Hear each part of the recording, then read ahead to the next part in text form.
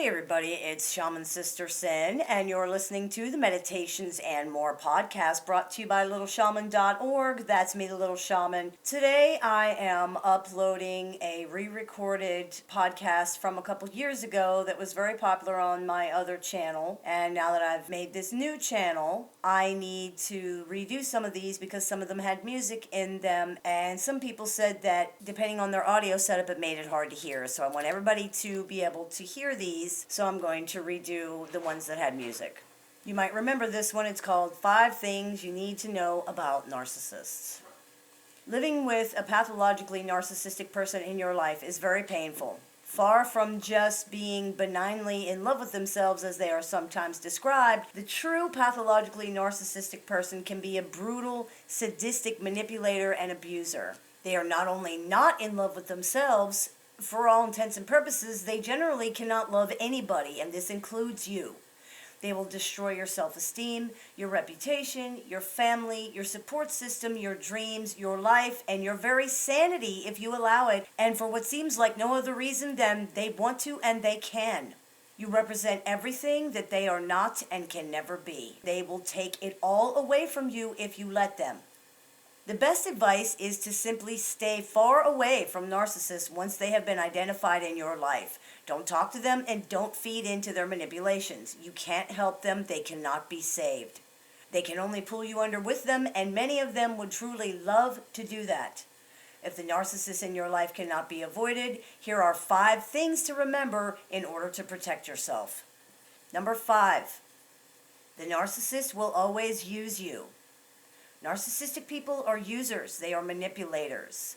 They generally don't see other people as living, breathing human beings with feelings. People are often viewed as either stepping stones to get what they want or hurdles to be jumped over on the way to what they want, and that's it.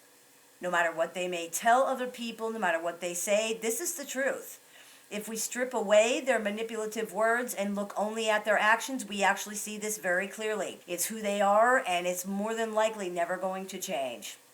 To put it very simply, the part of their brain that enables them to care and empathize with other people is either essentially missing or so dysfunctional that it's completely ineffective, depending on the childhood trauma or other factors that make them a narcissist in the first place.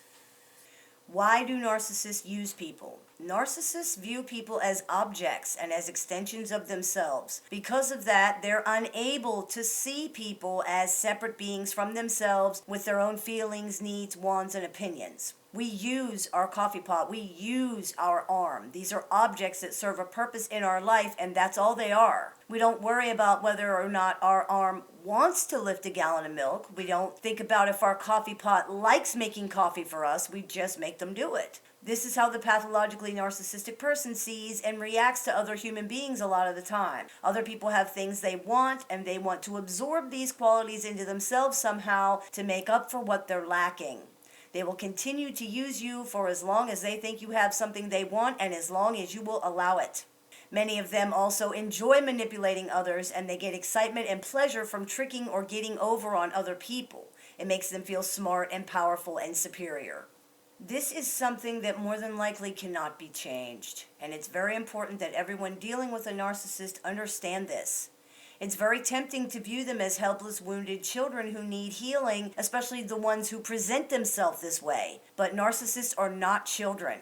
Pathologically narcissistic people cannot be forced to see other people as human beings. It's a waste of time. Many of them are incapable of doing so, and others have no interest.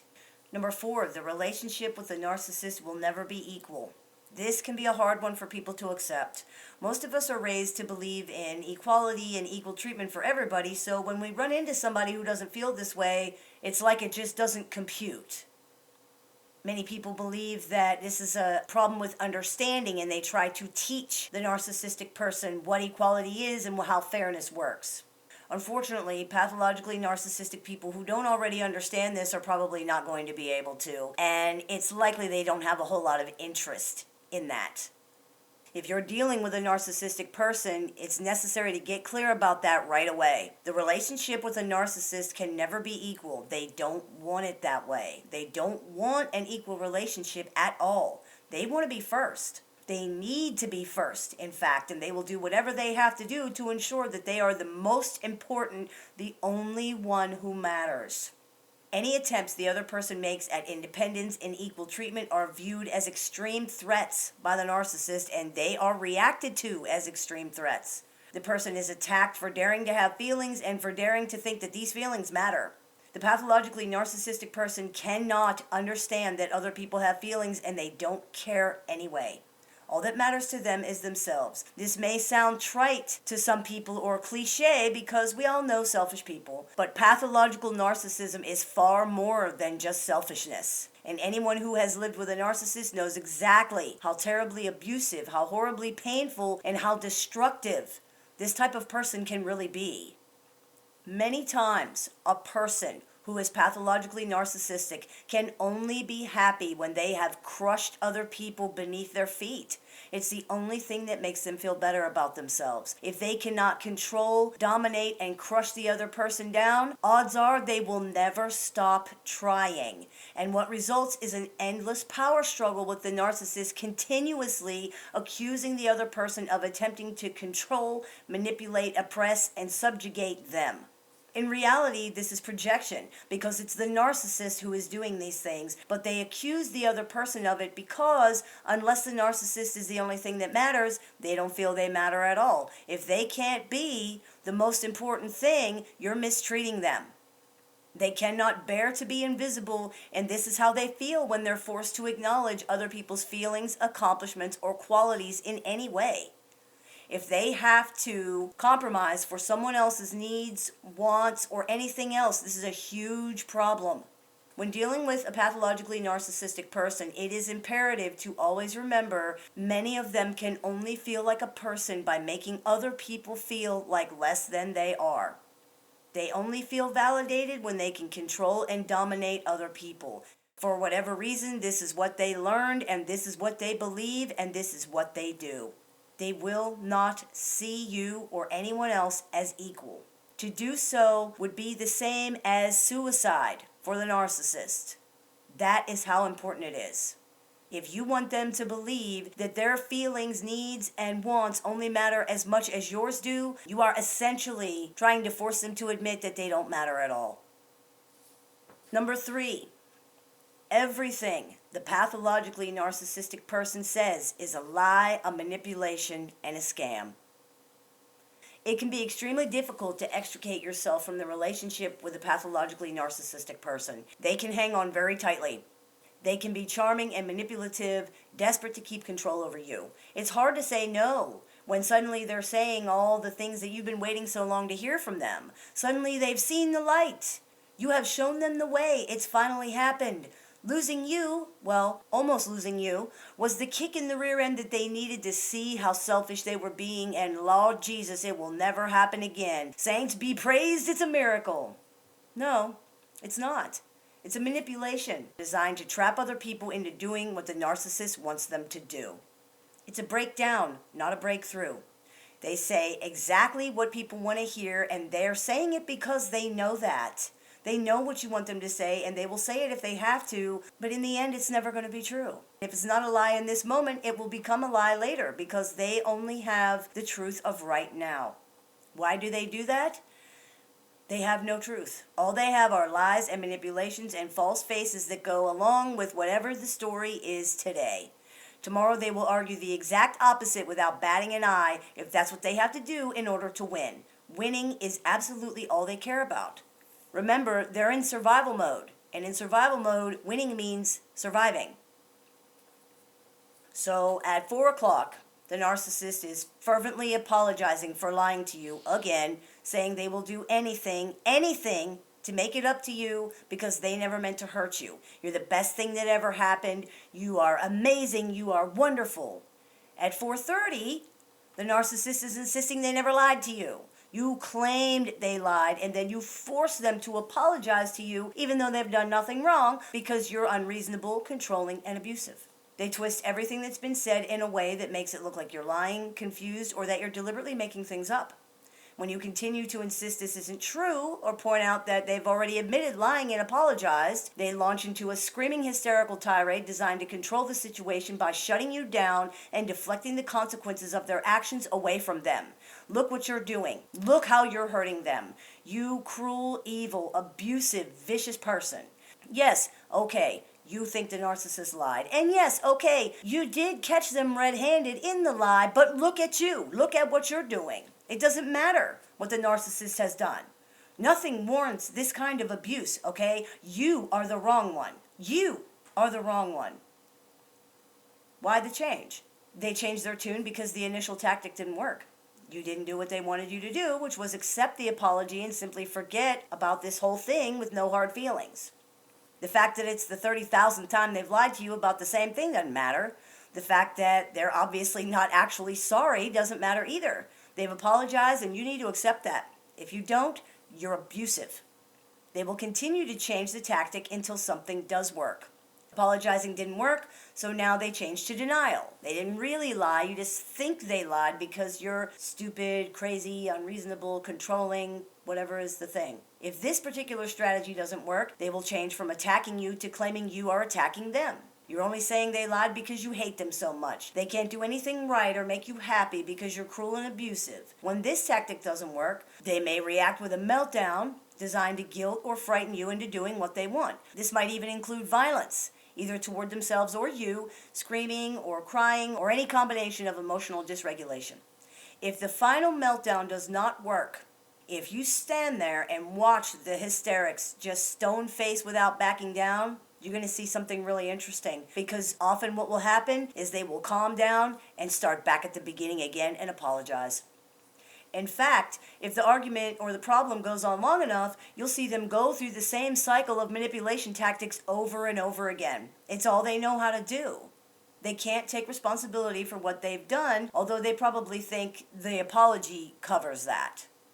They can't understand or care that they've hurt you, and they can't see that they've done anything wrong. All they're trying to do is control you and the situation by either telling you what they think you want to hear or using guilt, violence, and hysteria to bulldoze you into doing what they want. That can also look like the silent treatment. It can look like leaving. It can look like any other of their manipulations designed to get you to back off and just stop this because they don't want to deal with it. None of it is really genuine because none of it will last, except for possibly the anger that you see. Everything these people say is a lie designed to manipulate, control, and force you to do what they want you to do. Now, technically, you could say some of it might not be a lie because they might mean it in the very minute that they're saying it, but there's no stability, there's no continuity, there's no sincerity to any of this. However far they have to escalate it, whatever they have to do to control the situation and make you do what they want you to do, that's how far it's going to go. Number 2, the narcissist is likely never going to change and is likely never going to stop abusing you.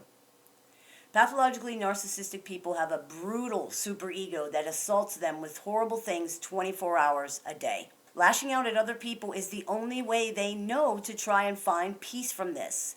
It doesn't work, but this is the only coping mechanism that they have. They simply spread the misery around, hoping to take some of the punishment off of themselves. At the core of their personalities, pathologically narcissistic people believe they're bad. They believe that they are weak, unlovable, and just broken. It's because of this that they treat the people who love them so badly. The very fact that the other person loves the narcissist must mean there's something wrong with that person. Because of this, the person is seen as irretrievably flawed and stupid, therefore deserving of the narcissist's abuse. This is the nature of the relationship with a pathologically narcissistic person. It can literally not be anything but abuse. The other person only exists to make the narcissist feel better. In fact, the narcissist is usually hoping to effect a sort of like a personality transplant or swap with the other person. The other person is everything the narcissistic person feels they are not. Caring, smart, charismatic, well-liked, competent, powerful, exciting, whatever. The narcissist wants to absorb those good qualities into themselves and force the other person to carry all of their bad ones. They need to control and dominate the other person in order to strip them of these coveted good qualities and take them into themselves. They need to abuse and reduce the person in order to force them to carry those bad qualities and relieve the narcissist of them. That's another reason they're abusive. If they convince the other person that they are bad, or convinces other people that that person is bad, that makes them good. If they lie and smear the other person and make other people dislike that person, that makes them more well-liked. If they say the other person doesn't care, this means they care more. If they convince the other person that they're crazy, this means they're competent. If they make the other person feel weak, this makes them powerful. They cannot create any of this on their own. They can only put themselves over, as we say, or put themselves above the other person by taking something from them. They can't feel good unless somebody else feels bad. That's it. They can't win unless somebody else loses. This is who the pathologically narcissistic person is. This is why narcissists abuse. They project all of their bad qualities onto other people, and when they're called out for doing those things, they simply say, no, that's what you're doing. You must be the narcissist. This results in a never-ending cycle of the narcissistic person simply deflecting every single thing they're doing wrong onto the other person while never actually acknowledging or taking responsibility for any of it. In all likelihood, they'll never face reality. They can't. Narcissists are like the living embodiment of that old saying, I'm rubber, you're glue. Whatever you say bounces off of me and sticks to you. Except they actually mean that. They live that.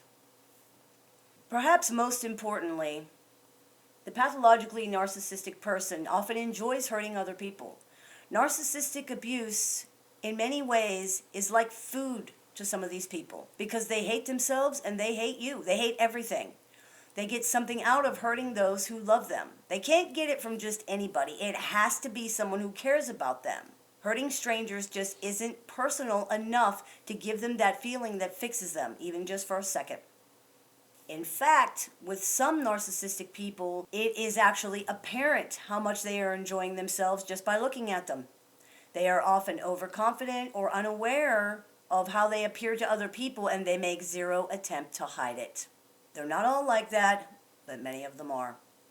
If anyone listening to this is waiting for the pathologically narcissistic person in their life to see the light or have that epiphany, it's probably time to give up now. It is literally essential to their well-being that they abuse, dominate, and control other people. The other person now carries all the narcissist's bad qualities. Remember, they've been projected onto this person, and the narcissist absolutely despises these things. It's kind of like burning themselves in effigy every time they abuse other people. The other person is, paradoxically, also seen as possessing good qualities the narcissist dearly, dearly wants and thinks that they deserve, but cannot have because the person cruelly refuses to give it to them. This is seen as very unfair and even abusive.